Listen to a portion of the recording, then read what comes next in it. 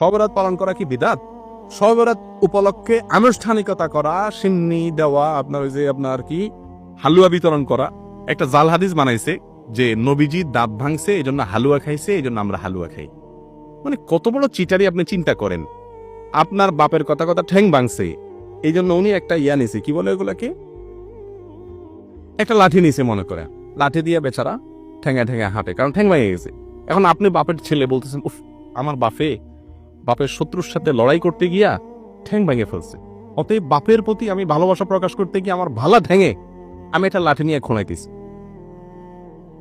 বাপে ওই লাঠিটা নিয়ে মাথা দিয়ে মারবে কি পারবে না যে বেয়াদব তুই তো আমার ভেঙাইতেছিস, ঠিক না বেঠি? তো যদি নবীজি দাঁত ভাঙিয়া হালুয়া খাইয়া থাকেন তো আপনিও দাঁতটা ভাঙেন, ভাঙিয়া হালুয়া খান। আপনি আস্ত ভালো দাঁত নিয়া সবরাতে হালুয়া খাইতেছেন, এই চেয়ে বাদ পারি আর কিছু হতে পারে?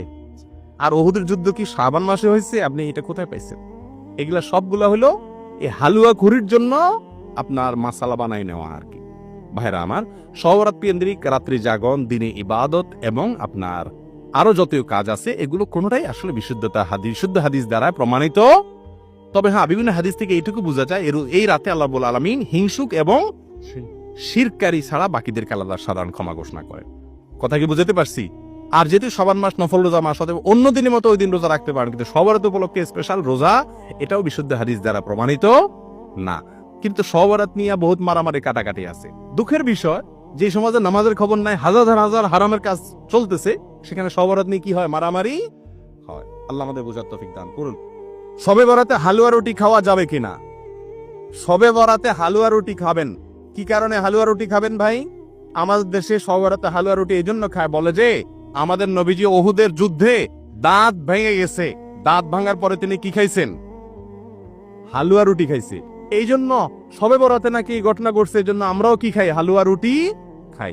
এখন আমার প্রশ্ন হলো, নবীজির দাঁত ভাঙছে ওহুদের ময়দানে, যদিও সেটা শাবান মাসে ভাঙে না, এটা ভুয়া কথা, তারপরেও ধরলাম এই মাসে ভাঙছে, তো ওনার দাঁত ভাঙার পর উনি হালুয়া রুটি খাইছে। আপনি আস্তে আস্তে তাগড়া ভালো দাঁতে আপনি হালুয়া রুটি চাবাইতেছেন, এটা তো নবীজির সাথে তামাশা হলো। কি বলেন? একজন বাপ পা ভেঙে গেছে, বেচারা একটা লাঠিতে ভর করে খোলায় হাঁটে, আপনার দুইটা একেবারে তাগড়া পাও, সুঠাম পাও, সুস্থ, আপনি একটা লাঠি নিয়ে কি করতেছেন? খোলায় হাঁটতেছেন, ভালো পাও। আপনার বাপে দেখে খুশি হয়ে যাবে না যে আমার ছেলে কত ভালোবাসে আমাকে, যে আমি খোঁড়াই দিয়েছি এই জন্য ভালো পাও নিয়ে খোঁড়াই দিয়েছে লাঠি নিয়ে? খুশি হবে না? ধরে জুতা দিবিটা দিবে, বেয়াদব তুই আমার সাথে ইয়ার কি করতে আইছস?